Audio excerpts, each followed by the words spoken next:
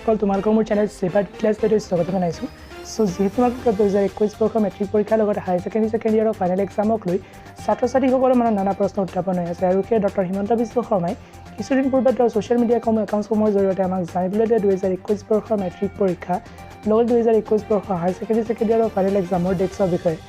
So আজিৰ ভিডিঅ'টো যোনটো মেইন টপিক আছে সেইটো হৈছে যে আজিৰ ভিডিঅ'টোৰ জৰিয়তে তোমালোকক জনাবলৈ গৈ আছে তোমালোকৰ সেবা বোৰ্ড লগত আসাম হাই সেকেন্ডাৰী এডুকেশ্যন কাউন্সিলৰ তৰফৰ পৰা কেইটামান সলনি হোৱা ৰুলছৰ বিষয়ে নটিফিকেশ্যন আহিছে সো সেই নটিফিকেশ্যনসমূহৰ বিষয়ে তোমালোকক আজিৰ ভিডিঅ'টোৰ জৰিয়তে জনাম আৰু সেই নটিফিকেশ্যন কেইটা হৈছে তোমালোকৰ 2021 বৰ্ষৰ মেট্ৰিক পৰীক্ষাৰ বাবে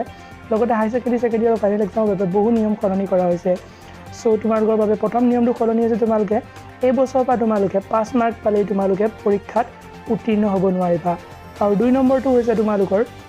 এক্সামৰ এডমিট কাৰ্ডৰ বিষয়ে কি আপডেট আহিছে সেয়া তোমালোকক আজি ভিডিঅ'টোৰ জৰিয়তে জনাম আৰু লগতে তোমালোকক জনাম তোমালোকে এক্সামত কিমানকৈ তোমালোকক গ্ৰেছ মাৰ্ক দিয়া হ'ব সো সম্পূৰ্ণখিনি তথ্য তোমালোকক আজি ভিডিঅ'টোৰ জৰিয়তে দিবলৈ চেষ্টা কৰিম লগতে তোমালোকক ক'ব বিচাৰোঁ মোৰ চেনেলক যদি প্ৰথমবাৰৰ বাবে ছাবস্ক্ৰাইব কৰি বেল আইকনটো প্ৰেছ কৰি অল সিলেক্ট কৰি ল'বা যাতে পিছলৈ মই যেনে ধৰণৰ তোমালোকৰ মেট্ৰিক পৰীক্ষাৰ লগতে হাই সেকেন্ডাৰী পৰীক্ষাৰ লগত জড়িত ইনফৰ্মেটিভ লগতে ইউজফুল ভিডিঅ'বোৰ লৈ আহোঁ তাৰ নটিফিকেশ্যন তুমি সকলোকে পাব পাৰা লগতে ভিডিঅ'টো ভাল লাগিলে লাইক কৰি যোৱাৰ তথ্য বন্ধু বান্ধৱী কোনোবা ৰিলেটিভ যোনে এবাৰ 2021 বৰ্ষৰ মেট্ৰিক পৰীক্ষা লগতে হাই সেকেন্ডাৰী পৰীক্ষাত অৱতীৰ্ণ হ'বলৈ গৈ আছে তেওঁলোকে ভিডিঅ'টো শ্বেয়াৰ কৰি যাতে তেওঁ ভিডিঅ'টোৰ জৰিয়তে উপকৃত হ'ব পাৰে সো বলে এটা ভিডিঅ'টো আৰম্ভ কৰি তোমালোকক জনা তোমালোকৰ সেবা বোৰ্ড লগতে আসাম হাই সেকেন্ডাৰী এডুকেশ্যন কাউন্সিলৰ তৰফৰ পৰা অহা এই নতুন ৰুলছসমূহৰ বিষয়ে সো প্ৰথমতে তোমালোকক জনাই লওঁ তোমালোকে হাই সেকেন্ডাৰী লগতে মেট্ৰিক পৰীক্ষাত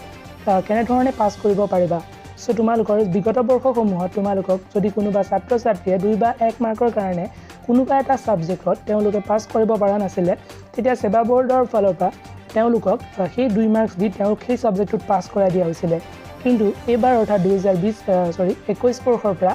আমাক সেবা বোৰ্ড লগতে আসাম হাই সেকেন্ডাৰী এডুকেশ্যন কাউন্সিলৰ তৰফৰ পৰা জানিবলৈ দিয়া গৈছে যে যদি কোনোবা ছাত্ৰ-ছাত্ৰীয়ে HSLC লগতে হাই সেকেন্ডাৰী পৰীক্ষাত কোনোবা এটা ছাবজেক্টত 2 বা 3 মাৰ্কৰ কাৰণে তেওঁ পাছ কৰিব নোৱাৰে তেওঁক সেবা বোৰ্ড লগতে আসাম হাই সেকেন্ডাৰী এডুকেশ্যন কাউন্সিলৰ তৰফৰ পৰা 2 বা 3 মাৰ্ক এক্সট্ৰাকৈ দিয়া নহয় বুলি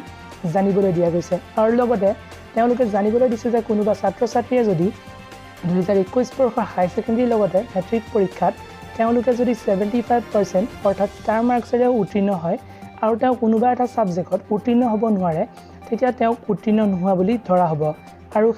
তেওঁ সেই ছাবজেক্টত উত্তীৰ্ণ নোহোৱাৰ বাবে তেওঁ মেট্ৰিক পৰীক্ষাৰ লগতে হাই সেকেন্ডাৰী পৰীক্ষাত উত্তীৰ্ণ হ'ব নোৱাৰিব বুলি সেবা বোৰ্ড লগতে আসাম হাই সেকেন্ডাৰী এডুকেশ্যন কাউন্সিলৰ তৰফৰ পৰা এক কটকটীয়া মন্তব্য কৰা হৈছে আৰু সেয়ে তোমালোকৰ বাবে এবাৰ 2021 বৰ্ষৰ মেট্ৰিক পৰীক্ষাৰ লগতে হাই সেকেন্ডাৰী পৰীক্ষাৰ বাবে তোমালোকৰ পাছ হ'বৰ বাবে এই নিয়ম দি সলনি কৰা হৈছে সো এতিয়া তোমালোকক জনাই লওঁ বলা তোমালোকৰ মেট্ৰিক পৰীক্ষাৰ লগতে হাই সেকেন্ডাৰী পৰীক্ষাত তোমালোকে কিমানকৈ গ্ৰেছ মাৰ্ক পাবা সো তোমালোকক জনাব বিচাৰোঁ যে 2019 বৰ্ষৰ মেট্ৰিক পৰীক্ষাৰ পৰাই সেবা বোৰ্ডৰ ফালৰ পৰা ইন্ট্ৰডিউচ কৰা হৈছিলে এক্সামিনেশ্যন হলসমূহত CCTV কেমেৰা আৰু সেই তেতিয়াৰ পৰাই সেবা বোৰ্ডৰ ফালৰ পৰা তোমালোকক গ্ৰেছ মাৰ্ক দিয়াৰ প্ৰক্ৰিয়া বন্ধ কৰি দিয়া হৈছিলে সেয়ে এতিয়া সেবাৰ ফালৰ পৰা এক নটিফিকেশ্যন আহিছে যে কোনোবা ছাত্ৰ-ছাত্ৰীয়ে যদি এক্সামিনেশ্যনত তেওঁলোকে ভাল মাৰ্ক লাভ কৰিব নোৱাৰে অৰ্থাৎ তেওঁলোকে পাছিং মাৰ্কছ লাভ কৰিব নোৱাৰে সো সেবাৰ ফালৰ পৰা তেওঁলোকক হেণ্ডৰাইটিঙৰ বাবে সেবাৰ ফালৰ পৰা কোনো এক্সট্ৰা মাৰ্কছ দিয়া নহয় বুলি এক মন্তব্য কৰা হৈছে আৰু লগতে সেবা বোৰ্ডৰ ফালৰ পৰা জানিবলৈ দিয়া গৈছে ছাত্ৰ-ছাত্ৰীসকলে কেৱল এটা চৰ্ততে তেওঁলোকে এক্সট্ৰা মাৰ্কছ পাব সেইটো হৈছে যে তেওঁলোকৰ এক্সামিনেশ্যনত যদি কোনোবা কুৱেশ্যন ভুল আহে আৰু তেওঁ সেই কুৱেশ্যনটো এটেম্প্ট কৰি থৈ আহে তেতিয়াহে তেওঁক সেবা বোৰ্ডৰ ফালৰ পৰা সেই কুৱেশ্যনটোৰ মাৰ্ক দিয়া হ'ব আৰু যদি তোমালোকে সেই কুৱেশ্যনটো তোমালোকে ভুল যদি তোমালোকে এৰি থৈ আহা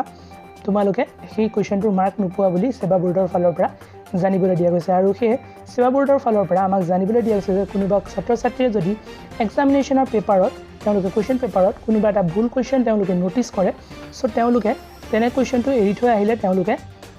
মাৰ্কছ নাপায় তেওঁলোকক পেপাৰত যিমান সেই ভুল কুৱেশ্যনটোৰ ডাটা প্ৰভাইড কৰা থাকিব সেই ডাটাখিনিৰে তেওঁলোকে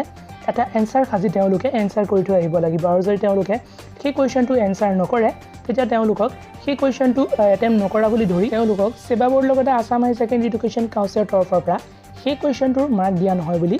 জানিবলৈ দিয়া গৈছে আৰু তেওঁলোকক সেই কুৱেশ্যনটোৰ মাৰ্ক এটা চৰ্ততে দিয়া হ'ব তেতিয়া তেওঁলোকে সেই কুৱেশ্যনটো এক্সামিনেশ্যনত এটেম্প্ট কৰি আহিব সো এতিয়া তোমালোকক জনাওঁ তোমালোকে মেট্ৰিক পৰীক্ষা লগতে হাই সেকেন্ডাৰী পৰীক্ষাৰ এডমিট কাৰ্ডসমূহ তোমালোকে কেতিয়া লাভ কৰিবা সো বলা এতিয়া তোমালোকক জনাম তোমালোকৰ এডমিট কাৰ্ডৰ আপডেটছৰ বিষয়ে। সো মেট্ৰিক পৰীক্ষাৰ পৰীক্ষাৰ্থীসকলৰ বাবে জানিবলৈ দিয়া গৈছে সেৱা বোৰ্ডৰ ফালৰ পৰা যে তেওঁলোকে তেওঁলোকৰ এডমিট কাৰ্ড ৰিচিভ কৰিব এপ্ৰিল মাহত আৰু তেওঁলোকে সেই এডমিট কাৰ্ডসমূহ তেওঁলোকে স্কুলৰ পৰা কালেক্ট কৰিব লাগিব আৰু স্কুলে সেৱা বোৰ্ডৰ অফিচিয়েল ৱেবছাইটত গৈ তেওঁলোকে এটা পৰ্টেল খুলি তেওঁলোকে ষ্টুডেণ্টছৰ বাবে তেওঁলোকৰ এডমিট কাৰ্ডৰ প্ৰচিডিউৰ্ছখিনি তেওঁলোকে সম্পূৰ্ণ কৰিব আৰু ষ্টুডেণ্টছসকলে তেওঁলোকৰ এডমিট কাৰ্ডসমূহ স্কুলৰ পৰা এপ্ৰিল মাহত তেওঁলোকে কালেক্ট কৰিব লাগিব বুলি সেৱা বোৰ্ডৰ ফালৰ পৰা জানিবলৈ দিয়া গৈছে। লগতে হাই ছেকেণ্ডেৰী পৰীক্ষাৰ পৰীক্ষাৰ্থীসকলৰ বাবে তেওঁলোকৰ এডমিট কাৰ্ডৰ ইতিমধ্যে কোনো টেণ্টেটিভ ডেট দিয়া হোৱা নাই। সো সেৱা বোৰ্ডৰ ফালৰ পৰা লগতে আছাম হাই ছেকেণ্ডেৰী এডুকেশ্যন কাউন্সিলৰ তৰফৰ পৰা জানিবলৈ দিয়া গৈছে মেট্ৰিক পৰীক্ষাৰ্থীসকলে তেওঁলোকৰ এডমিট কাৰ্ড ৰিচিভ কৰিব এপ্ৰিল মাহত আৰু হাই ছেকেণ্ডেৰী পৰীক্ষাৰ্থীসকলৰ বাবে জানিবলৈ দিয়া গৈছে যে আছাম হাই ছেকেণ্ডেৰী এডুকেশ্যন কাউন্সিলৰ তৰফৰ পৰা তেওঁলোকৰ এডমিট কাৰ্ড বহু সোনকালে তেওঁলোকৰ ৰিলিজ কৰাৰ বাঞ্ছা কৰিছে, কিন্তু তেওঁলোকে ইতিমধ্যে আমাক কোনো ডেটছৰ বিষয়ে জানিবলৈ দিয়া নাই। সো আজি ভিডিঅ'টোৰ জৰিয়তে তোমালোকক এইখিনি তথ্য যোগান ধৰিলোঁ। সো আজি ভিডিঅ'টো ইমানে, আশা কৰোঁ তোমালোকৰ ভিডিঅ'টো ভাল লাগিলে আৰু যদি ভিডিঅ'টো ভাল লাগিলে তেতিয়াহ'লে যদি প্ৰথমবাৰৰ বাবে ছাবস্ক্ৰাইব কৰি বেল আইকনটো প্ৰেছ কৰি অল ছিলেক্ট কৰি ল'বা, যাতে পিছলৈ যদি এই ধৰণৰ তোমালোকৰ মেট্ৰিক পৰীক্ষাৰ লগতে হাই ছেকেণ্ডেৰী পৰীক্ষাৰ লগত জড়িত ইনফৰ্মেটিভ লগতে ইউজফুল ভিডিঅ'বোৰ লৈ আহোঁ তাৰ ন'টিফিকেশ্যন তুমি সকলোকে আগতে পাব পাৰা। লগতে ভিডিঅ'টো ভাল লাগিলে লাইক কৰি শ্বেয়াৰ কৰি বন্ধু বান্ধৱী বা কোনোবা ৰিলেটিভ যোনে এইবাৰ 2021 বৰ্ষৰ মেট্ৰিক পৰীক্ষাৰ লগতে হাই ছেকেণ্ডেৰী পৰীক্ষাত অৱতীৰ্ণ হ'বলৈ গৈ আছে তেওঁলোকে ভিডিঅ'টো শ্বেয়াৰ কৰি দিলে তেওঁ ভিডিঅ'টোৰ জৰিয়তে উপকৃত হ'ব পাৰে। সো আজি ভিডিঅ'টো ইমানেই, ধন্যবাদ, জয় অসম।